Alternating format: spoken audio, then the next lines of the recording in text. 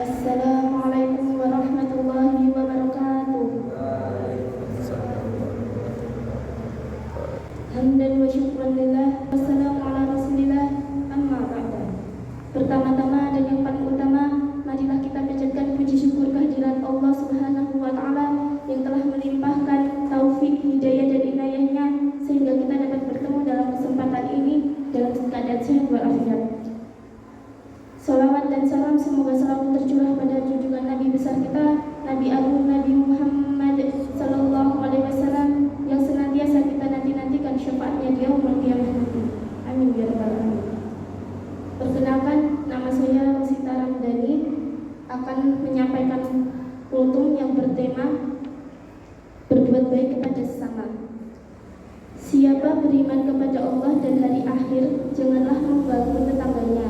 Siapa beriman kepada Allah dan hari akhir, hendaklah menghormati tamunya. Siapa beriman kepada Allah dan hari akhir, hendaklah berkata baik atau diam.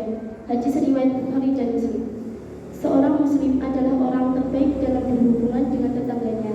Ia merupakan sosok yang paling menghormati, paling baik hati kepada mereka karena Allah Subhanahu wa taala memerintahkan berlaku baik kepada tetangga.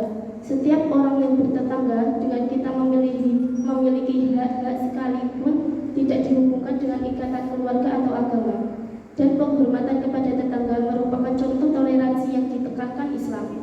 Nabi Muhammad SAW memerintahkan setiap mukmin berbuat baik kepada tetangga dan menegaskan pentingnya berhubungan yang akrab dengan Islam. Hal ini sebagaimana beliau tegaskan dalam khutbah haji perpisahan wa'da. Saat Nabi SAW tengah duduk di atas panggung unta betinanya pada haji perpisahan, beliau bersabda, "Saya perintahkan kepadamu untuk memperlakukan tetangga dengan baik dan mendesak perlakuan baik mereka sedemikian rupa sehingga seolah-olah Nabi akan memberikan hak waris kepada mereka. Perlakuan yang baik kepada tetangga dan menghindarkan perilaku yang membahayakan atau merisaukan adalah salah satu tanda keimanan kepada Allah dan hari akhir. Barang siapa beriman kepada Allah dan hari akhir, hendaklah memperlakukan tetangganya dengan baik. Barang siapa beriman kepada Allah dan hari akhir, hendaklah memuliakan tamunya. Barang siapa beriman kepada Allah dan hari akhir, hendaklah mengucapkan kata-kata yang baik atau diam." Hadis riwayat Bukhari dan Muslim. Barang siapa beriman kepada Allah dan hari akhir, janganlah menyakiti atau merisaukan tetangganya. Muslim bersikap toleransi pergaulan. Muslim memiliki kepekaan kepada tetangga, berbagi kenikmatan dan membantu mereka manakala berada dalam kesempitan. Ia mencintai mereka sebagaimana mencintai dirinya sendiri. Nabi SAW bersabda, "Demi zat yang jiwaku berada di tangannya, tidak sempurna iman seseorang hamba sampai ia benar-benar mencintai tetangganya atau saudaranya sebagaimana ia mencintai dirinya sendiri. Wahai Abu Dzar, jika kamu memasak daging, maka perbanyaklah kuahnya dan bagikan kepada tetanggamu." Hadis riwayat Muslim. Dalam hadis lain, Nabi SAW bersabda, "Seorang muslim tidak akan memberikan kemiskinan dan kesulitan tetangganya, sementara dia hidup mudah dan berlebih. Tidak sempurnanya iman seseorang yang makan kenyang sementara tetangganya kelaparan." Berlaku baik kepada tetangga telah mendarah daging dalam kesadaran setiap muslim dan merupakan satu keistimewaan yang membedakan dirinya dalam pandangan Allah dan pandangan orang lain. Nabi SAW bersabda, "Teman terbaik dalam pandangan Allah adalah yang terbaik bagi temannya, dan tetangga terbaik dalam pandangan Allah adalah yang terbaik bagi tetangganya." Tetangga yang baik, sumber kenyamanan dan keselamatan serta kegembiraan seseorang muslim.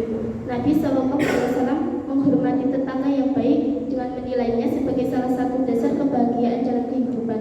Nabi SAW bersabda, "Di antara hal-hal yang menimbulkan kebahagiaan seorang muslim dalam kehidupan adalah tetangga yang baik budi, rumah yang lapang dan kuda yang tangkas."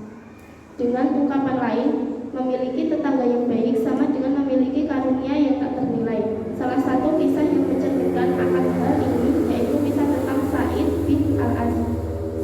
Saat hendak menjual rumahnya 100.000 dirham, ia berkata kepada pembelinya, "Ini memang harga rumah tersebut, tetapi apa yang dapat kamu berikan dengan memiliki Sa'id Sebagai tetangga, ketika Said mendengar mengenai hal ini, ia memberikan kepada tetangganya uang seharga rumah tersebut dan memintanya untuk tinggal di sana. Demikian yang dapat saya sampaikan. Kurang lebihnya mohon maaf. Wassalamualaikum warahmatullahi wabarakatuh. Waalaikumsalam warahmatullahi wabarakatuh. Bagus sekali. Bertetangga yang baik karena kamu belum berkeluarga, ya kita menanamkan nilai-nilai tadi itu di kelas dulu ya. Tetangga kamu ya teman sekelas kamu itu. Ya berarti harus bagaimana? Atena, harus gimana? Gimana? Satu kelas berarti harus gimana? Ya? Saling mengingatkan, saling rukun juga ya. Jadi keluarga itu ya satu kelas itu keluarga. Jadi tidak ada permusuhan dan semua teman. Kan 1000 teman itu kurang katanya, toh satu musuh itu terlalu banyak. Itu kita tanamkan mulai sekarang. Itu memang sulit tuh untuk memandang teman kita misalnya yang biasanya kita nggak suka terus kita bikin suka, itu memang sulit. Tapi ya lewat itu nilai-nilai yang disampaikan tadi kan lewat itu. Dan tadi yang terakhir tadi, paragraf terakhir tadi, saya jadi ingat itu kisahnya kalau tidak salah itu namanya Salman Al-Farisi. Salman Al-Farisi itu saking dia cintanya kepada temannya itu, saudaranya itu, dia itu suatu saat itu dia suka sama perempuan itu.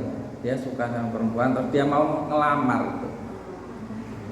Dia ajak temannya itu datang ke rumahnya itu si perempuan tadi, tapi apa yang terjadi di sana? Ternyata si yang disenangi, yang mau dilamar itu malah suka dengan temannya itu, teman si Salman itu. Nah akhirnya dipersilahkan oleh si Salman itu, Salman Al-Farisi kalau tidak salah. Kau baca kisahnya itu ada Salman Al-Farisi.